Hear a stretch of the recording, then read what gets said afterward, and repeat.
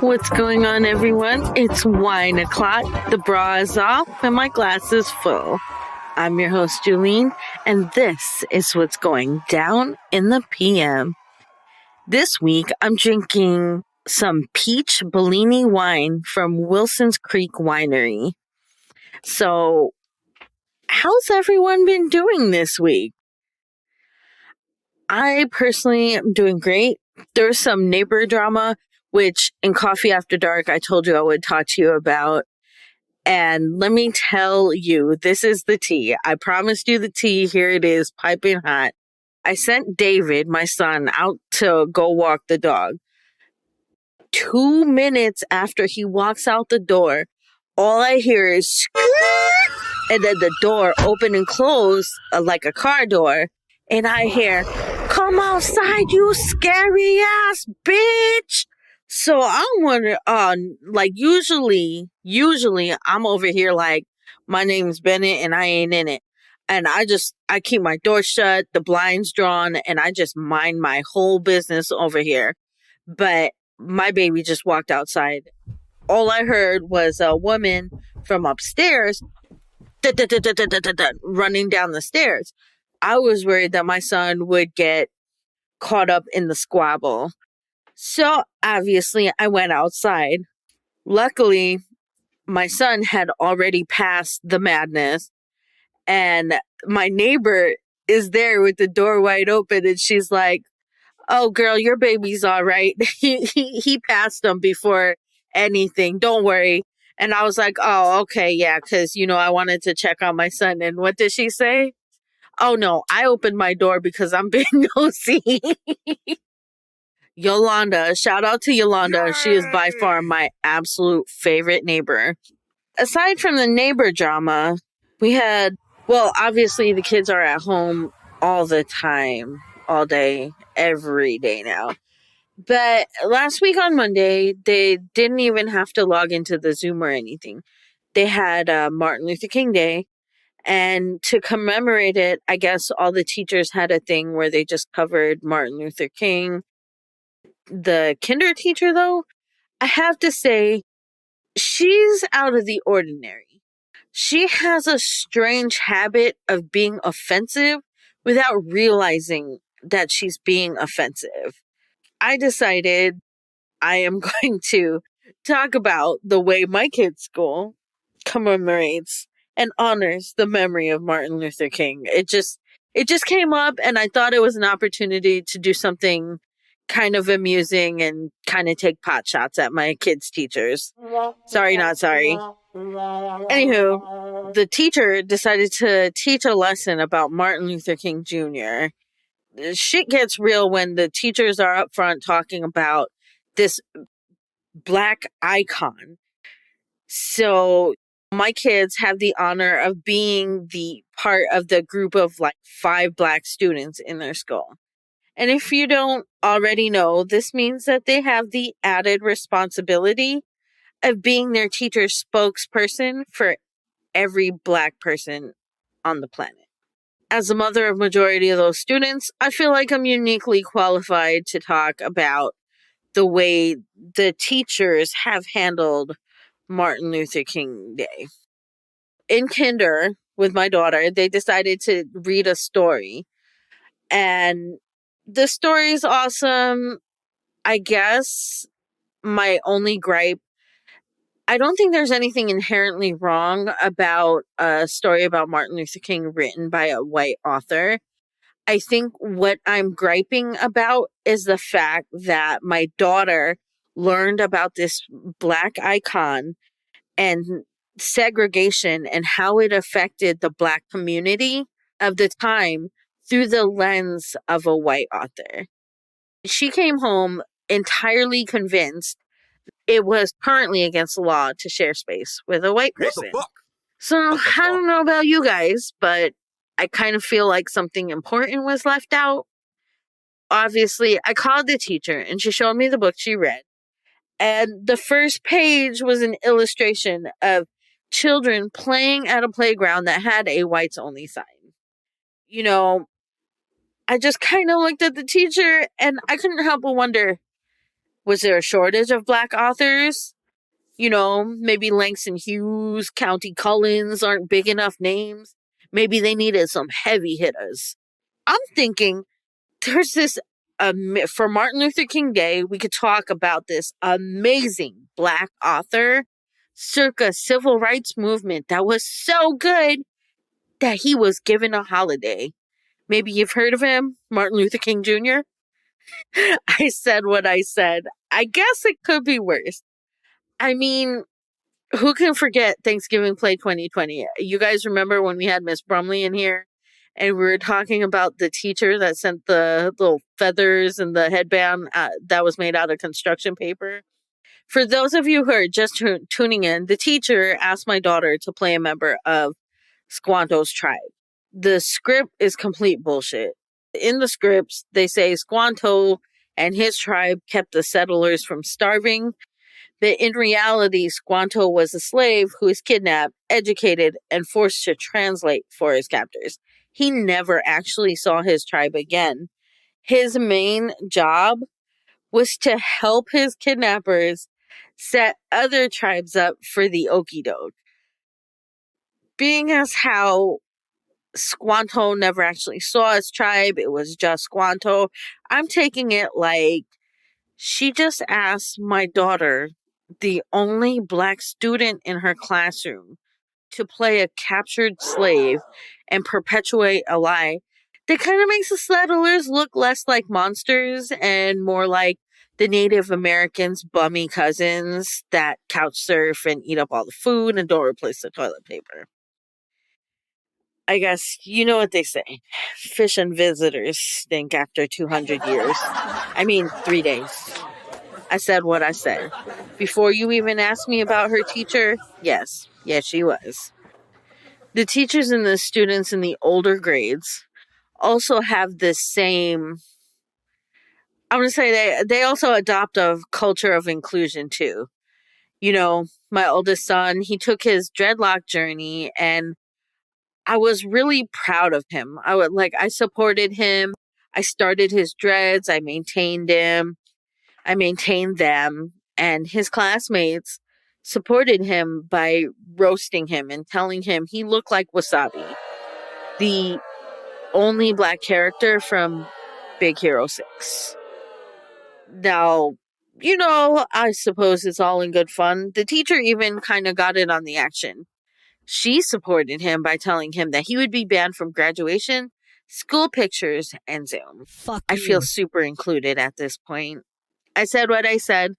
Before you even ask about that teacher, yes, she was. Fuck you. But let me stop. Shout out to my kids' school. You know I'm just playing. They do have some great teachers. Shout out to Miss Brumley, Miss Venti, Miss Gutierrez, and Miss Diaz. You guys are definitely like the bright spots in that school.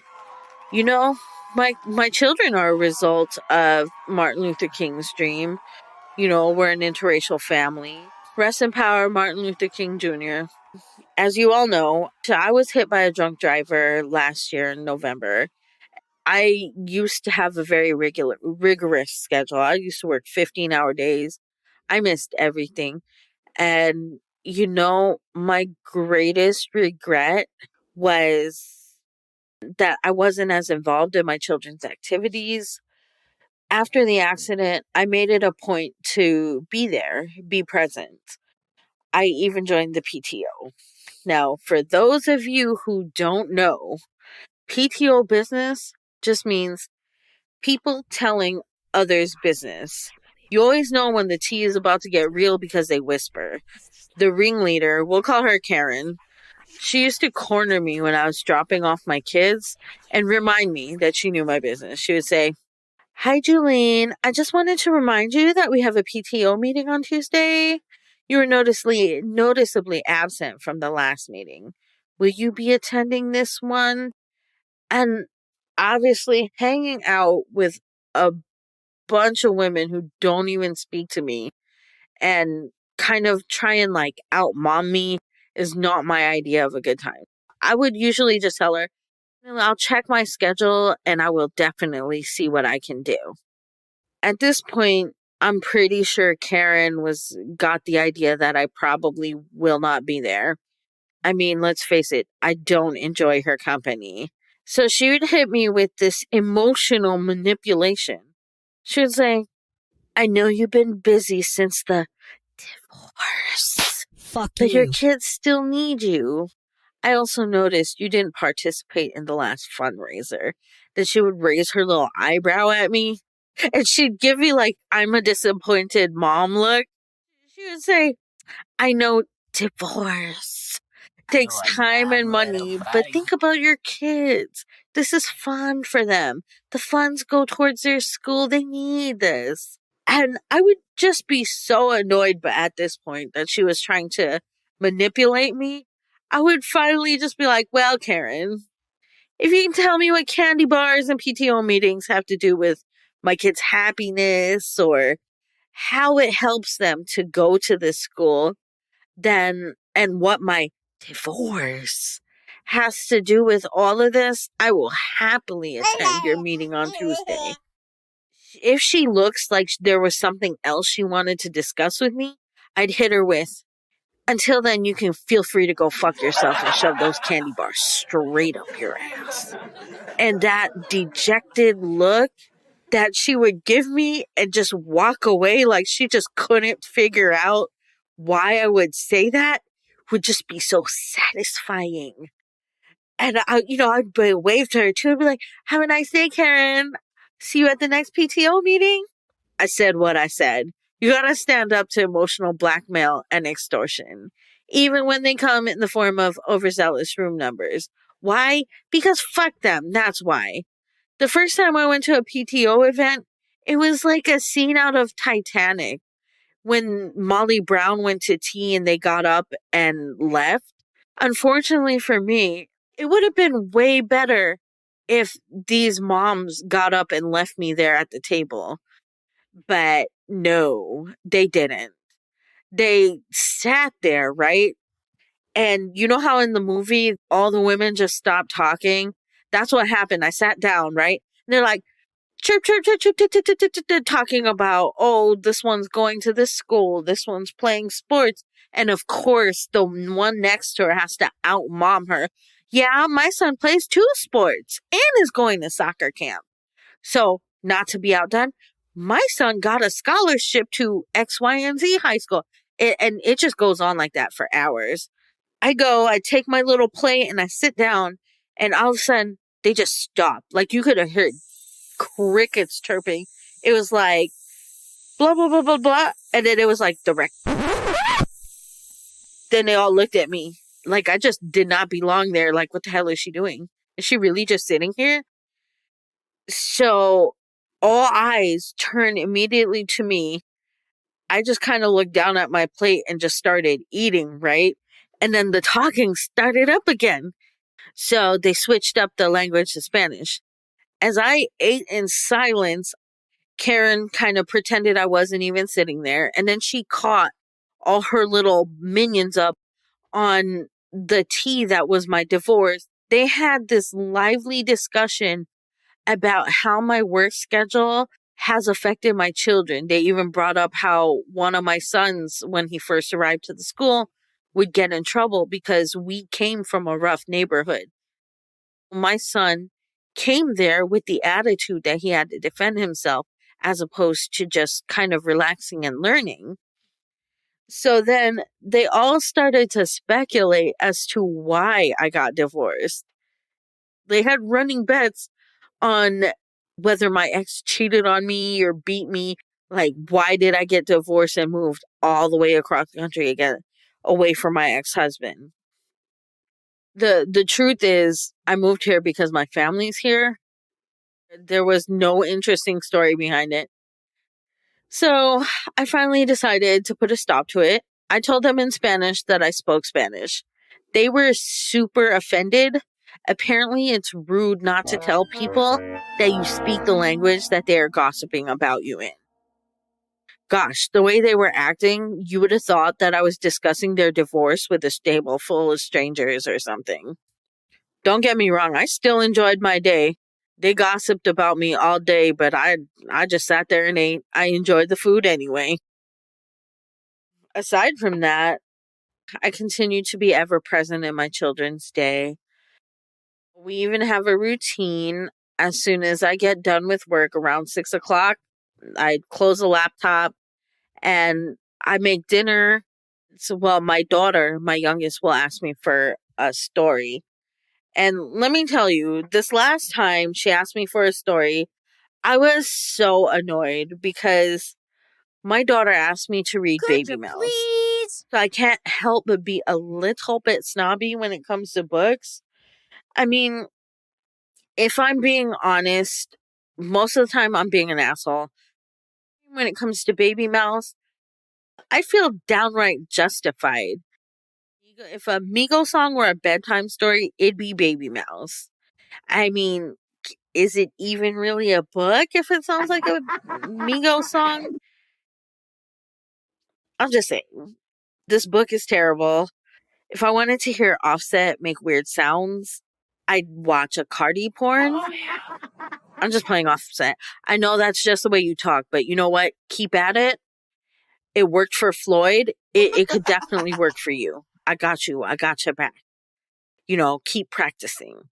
That being said, it gave me an idea for a great segment. Without further ado, welcome to the first installment of Myth and Migos. Bedtime stories that could be a Migos song. First up, Baby Mouse, Beach Babe by Jennifer L. Holm and Matthew Holm. I'm not reading the whole thing because the entire thing is just silly. It's 91 pages of sound effects.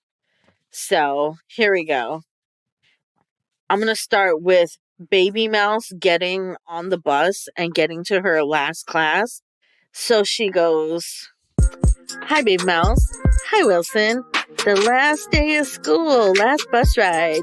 Goodbye, old bus, last pop quiz. Goodbye, dumb fractions. Last time being teased by Felicia Furry Paws.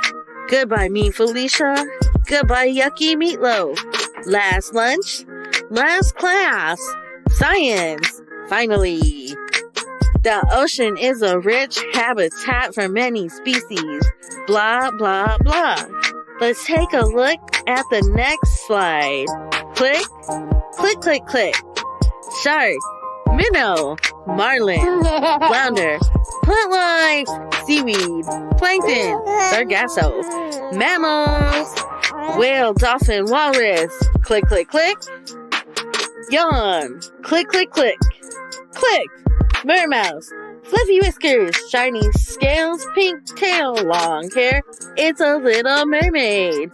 That's Little Mermouse. Sorry. Oh, pretty. Little Mermouse? What? Oh, squirt. Drip, drip. Ha. Typical.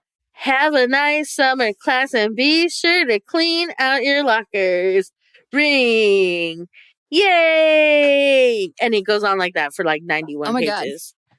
Like I said, it's a Migos song. So, hey, shout out to the Migos, yo. I got your next hit. Come hit me up. It goes down in the PM on Twitter, man. It's like having a conversation with a toddler, except the toddler has better sound effects. I said what I said. Shout out to Offset, though. I'm just playing. Stay tuned. We have the Who Got Beef timeline coming up after we pay some bills. So keep it locked. Is business slow? Would you like to build up your followers? Well, Mom is Always Right Media now offers social media marketing. We guarantee to increase your followers and your engagement. For more information, call 626-653-3649 or click the link in the episode description box. And we're back. Welcome back, everyone. Thank you for hanging with us. Quick shout out to friend to the show and amazing podcast at Best Film Ever, and to our new listeners, Jury Room Podcast. Thank you so much for tuning in. And a very special thank you to all the awesome podcasters that participated in our Pod of the Week contest. Congratulations to @CBKcast on their win last week. It will be interesting to see who wins this week. We already have 2 nominees. Without further ado, I present to you the It Goes Down in the PM Who Got Beef timeline. Some of you think that the M and Snoop beef is just 2 rappers competing for the legendary spot. But this is actually more simple than that.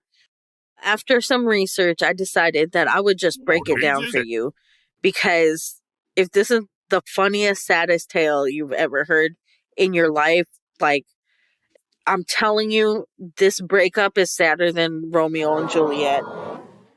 When Dre decided Suge Knight could keep his masters and he would walk away from Death Row Records forever, Snoop stayed with Suge Knight and Death Row Records. While Snoop was talking about, you don't turn your back on people, you stay loyal, stay down, he chose Suge Knight over Dre. Obviously, he can't really be mad at Dre for moving on. But everyone thought at least the murder trial might bring these 2 back together, but not even Snoop's murder trial could bring Dre back to his side. When Dr. Dre moved on to M, Snoop was clearly in his feelings. We've all been there, ladies and gents, where we crept on our ex's new chick or their new significant other. You know, we've all been there checking out the Instagram and the Facebook and looking at the pictures and telling, getting drunk and telling our best friends, oh yeah, his new girlfriend's ugly. Well, Snoop did this, except he didn't just creep on his ex's new man. He tried to get on his album. When M declined with no explanation, this deepened Snoop's feelings of butthurt. After the Up in Smoke album and the Up in Smoke tour, everybody thought things were back to normal, Dre and Snoop were making hits again, and all things felt right with the world. Except it wasn't. Why? Because Dre is a 2-timing cad. Really? Shame on you, Dr. Dre.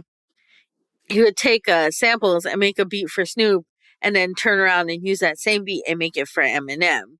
This deepened the rift between the 2 legendary rappers because Snoop thought he was special, man. Dre was spinning that sweet shit in his ear. He thought he was the only one. This caused us to draw the conclusion that this was more of a really sad breakup than a beef. I have to end the Who Got Beef timeline. We can just put this on ex-lovers and friends. We have an exclusive source that tells us what the last phone call was between M and Snoop. Apparently, Dre's phone rang and it was Eminem, right? So Snoop picked up the phone and he says,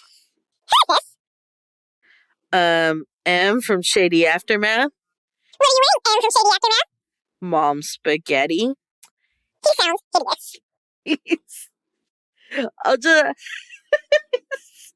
Drake, go get your baby mother. He's acting up. Shout out to Dr. Dre, Snoop, and M for being such good sports. I'm just playing, y'all. Please don't put me on a diss track. Well, that's all I got time for today. If I offended you, fuck you. Let me stop. I'm just playing. Remember, it's a joke, not a dick. Don't take it so hard. And that's what went down in the PM.